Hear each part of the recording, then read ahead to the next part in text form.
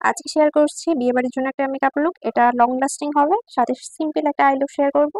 সবথেকে গুরুত্বপূর্ণ, মেকআপের আগে তোমার ফেসটাকে প্রিপেয়ার করতে হবে। আমি টি জোন গুলাতে প্রাইমার দিয়ে নিই। প্রাইমার কিন্তু আমাদের ফেসটাকে লং লাস্টিং করতে সাহায্য করে, অনেকেরই স্কিন ঘামে, সেজন্য প্রাইমার দেওয়া জরুরি। এরপর একটা অরেঞ্জ কালার কারেক্টর দিয়ে আমার যেগুলো জায়গায় হচ্ছে ব্ল্যাক কালার বা ডার্ক সার্কেল পড়ে গেছে ওটা আমি কভার করি। এবার মিস রোজের একটা ফাউন্ডেশন নিব, এটা ফুল কভারেজ দেয় এবং অনেকক্ষণ লং লাস্টিং করে। আমার যতগুলো হচ্ছে ফাউন্ডেশন আছে তার মধ্যে এটা একটা কভারেজ, তোমরা চাইলে ইউজ করতে পারো।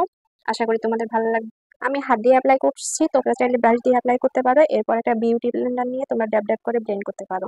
মনে রাখবে যে এক সাইড থেকে ব্লেন্ড করা শুরু করবে, একসঙ্গে পুরো ফেসে ব্লেন্ড করবে না। এরপর আমি ইউজ করব একটা কনসিলার, মিস রোজের এই কনসিলার।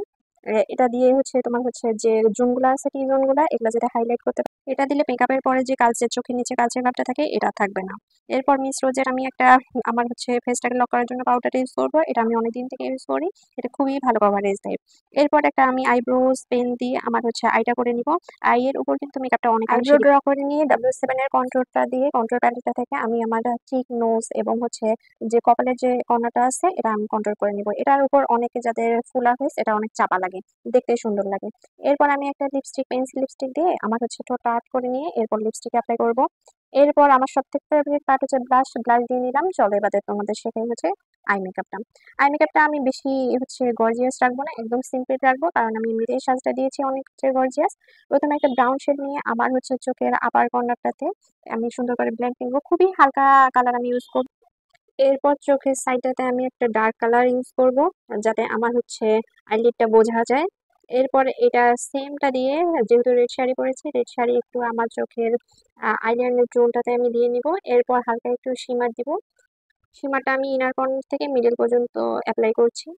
এরপর আমি কাজল দিয়ে চোখের নিচে আইলাইনারের মতো করে দিব এবং আমি একটু উইংস বের করে দেওয়ার ট্রাই করব, যাতে চোখটা আরো গর্জিয়াস লাগে। শুধুমাত্র এটা কিন্তু আমি হচ্ছে আইলাইনার ইউজ করিনি, শুধুমাত্র আমি কাজল দিয়ে এটা করছি।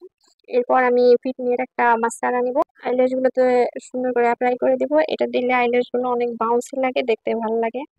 এই তো, আমার মেকআপ কমপ্লিট।